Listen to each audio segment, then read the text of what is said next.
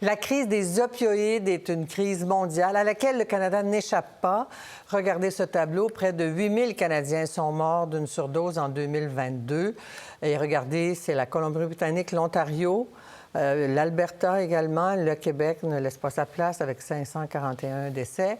Et si vous croyez que la victime d'une surdose est un junkie et que les choses se passent dans la rue, détrompez-vous. Regardez les chiffres pour Montréal seulement. 77 des surdoses mortelles sont survenues à la maison l'an dernier. Donc, les gens meurent seuls à la maison après avoir consommé les drogues. 9 seulement des décès ont touché des personnes en situation d'itinérance. On s'imagine toujours qu'une personne peut arrêter de consommer comme ça du jour au lendemain, mais ça se passe pas comme ça. Il faut s'enlever de l'idée que, justement, il y a une image très, très précise d'un consommateur, un utilisateur de drogue. C'est pas le cas. Ça peut être tout un chacun qui est autour de nous. On ne sait pas. Madame Fortier en sait quelque chose.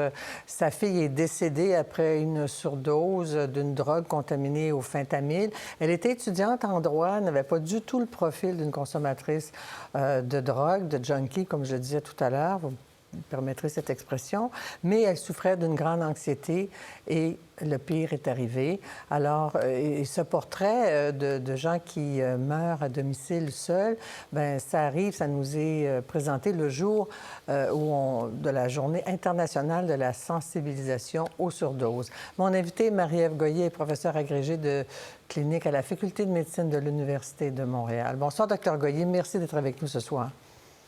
Bonsoir, c'est un plaisir. Alors, c'est important de parler de ces surdoses, de cette crise qui ne cesse de s'aggraver, me semble-t-il, quand on regarde les chiffres. Oui, tout à fait. Ça fait des années qu'on lance des signaux d'alarme et comme vous l'avez bien dit, bien, les chiffres vont en augmentant. On est à plus de 36 000 décès depuis 2016 au Canada. C'est la première fois qu'on voit reculer l'espérance de vie chez les hommes. Au Québec, c'est donc à peu près en moyenne 40 à 50 décès à tous les mois quand même. Quand même. Et le profil de votre pratique ou de ce que vous voyez chez les utilisateurs de drogue ou d'opioïdes? Bien sûr, moi, je suis un médecin au centre-sud de l'île de Montréal. Donc, ma passion, c'est de traiter les personnes qui sont en situation d'itinérance et en grande situation de précarité. Mais ce qu'on voit à travers le Québec et à travers nos divers services, c'est un peu ce que Mme Fortier a décrit. Un profil qui va des personnes qui sont devenues dépendantes aux opioïdes par de la prescription dans un contexte de douleur, tout comme des personnes qui consomment sur le marché illicite. Toutefois, je pense que c'est important de rappeler que ce qui a changé depuis les dernières années et majoritairement depuis la COVID, c'est la contamination du marché illicite. Ce que ça veut dire, c'est qu'actuellement, on assiste vraiment à un phénomène de roulette russe.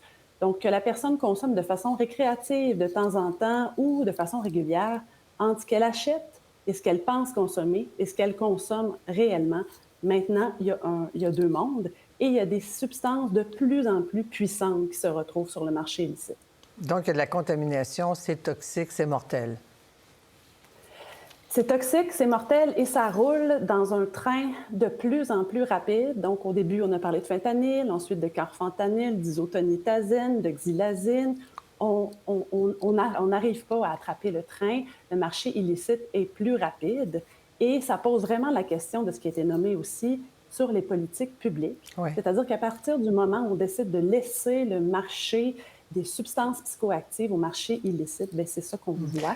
On voit des substances toxiques, des substances contrôlées par un marché illicite et qui entraînent beaucoup de décès. Donc, le crime organisé, hein, c'est ça à quoi vous pensez.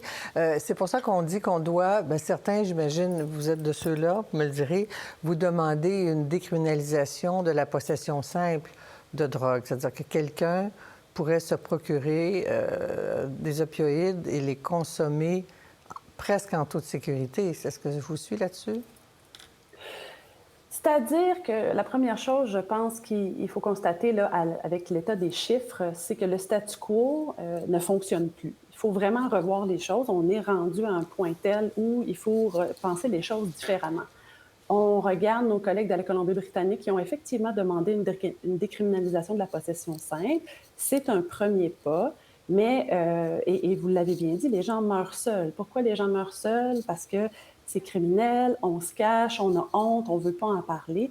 Donc, je pense que ce qu'on essaye de dire, les gens qui travaillent en dépendance, c'est qu'il faut vraiment lutter contre le stigma. Et une des choses qui fait que c'est aussi stigmatisé, c'est le fait que c'est illégal et criminel. Je rappelle quand même à votre attention que une des substances qui crée le plus de problèmes au niveau médical, c'est l'alcool et le tabac. Oui. Donc, il faut Et ça, c'est revoir un peu légal, notre oui. vision. Oui. Et bien sûr, C'est ça. Parce qu'en même temps, dans la famille des opioïdes qui sont prescrits, on parle de médicaments prescrits par des médecins à la suite d'interventions, des maux de dos, de grandes douleurs qu'on veut soulager. Et quel est le modèle? Qu'est-ce qui arrive à ce moment-là? On continue d'en consommer, on en consomme, puis on a toujours besoin d'en avoir plus. C'est quoi le modèle de dépendance? Comment elle se crée la dépendance à ces drogues-là? oui.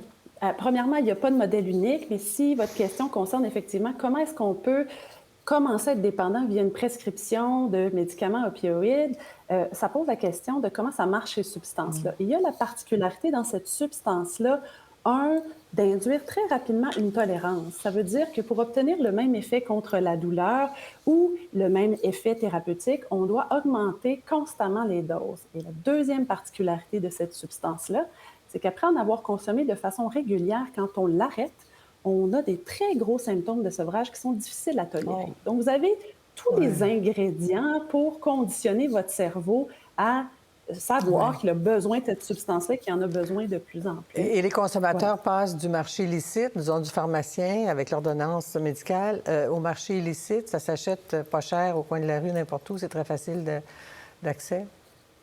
On a vu plusieurs patterns, entre autres, effectivement, aux États-Unis, quand il y a eu ensuite, dans un deuxième temps, quand le médecin, par exemple, décide d'arrêter la prescription, bien, la personne demeure dépendante aux opioïdes. Et là, pour se soulager, bien, elle pourrait avoir recours aux médicaments de quelqu'un d'autre ou en acheter à gauche et à droite. Donc, c'est effectivement le marché licite et le marché illicite sont deux vases contaminants.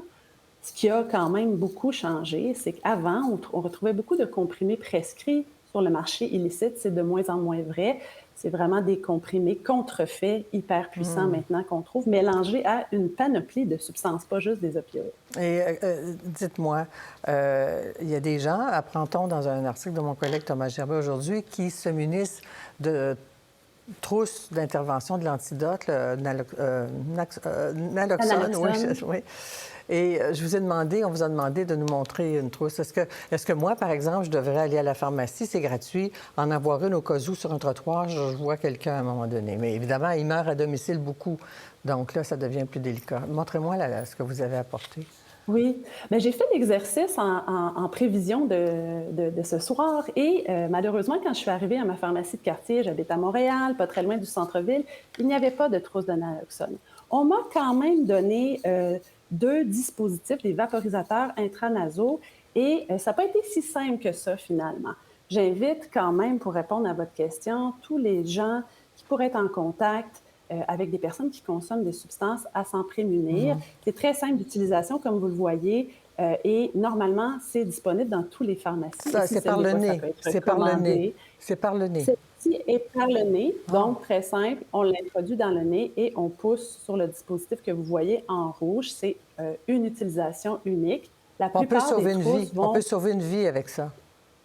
Certainement, c'est important de rappeler que quand on trouve quelqu'un dont l'état de conscience est abaissé, on ne peut pas le réveiller, il y a une respiration bruyante, on essaye, on lui parle, on essaie de le bouger, il ne se réveille pas, on suspecte une surdose, même si on n'est pas certain, on utilise la naloxone parce que si on se trompe, il n'y a pas de danger. Bon. C'est pas dangereux, c'est pas grave. Toutefois, il faut toujours que l'utilisation de naloxone vienne avec un appel au 911 parce que les gens vont avoir besoin ensuite de soins et de services. Une dernière question, Dr Goyer. C'est dans votre pratique, quand on sait, parce que le profil, si ce n'est pas l'itinérant des gens qui meurent chez eux, ça peut être n'importe quel professionnel, n'importe quel travailleur, dans n'importe quel milieu, défavorisé, pas défavorisé, qui se cache pour consommer.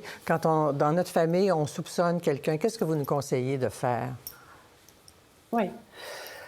Je pense qu'à la base de tout ça, on l'a quand même dit beaucoup, il y a la stigmatisation. Donc, je pense que comme citoyen puis comme société, la première chose à faire, c'est de ne pas tomber dans le piège de la division, de eux, nous, les bons, les mauvais, les toxicomanes, les citoyens, et de justement tenter de rester ensemble là-dedans, de se rendre compte que derrière la consommation de substances, il y a souvent une tentative de s'éloigner de grandes souffrances et Ouais. que la plupart des êtres humains, on a diverses façons de s'éloigner de Ouais. notre souffrance. Donc, celle-ci, c'en est une parmi tant d'autres. Alors, de voir ça comme une souffrance au lieu que comme un défaut moral, bien là, déjà, on est dans un autre positionnement d'accueil où les gens vont s'en sentir beaucoup plus à l'aise de parler de leurs enjeux et de demander de l'aide. Très bien. Docteur Goyer, merci de votre participation ce soir. Elle était très, très précieuse. Et si on a un conseil à donner, on se procure au moins un petit kit de naloxone et on peut sauver une Oui. vie avec ça. Hein? Et c'est Mais- gratuit. Merci Oui, beaucoup. c'est ça. Merci beaucoup, Docteur Goyer. Au revoir. Pour voir nos émissions en entier, rendez-vous sur la chaîne Ici RDI.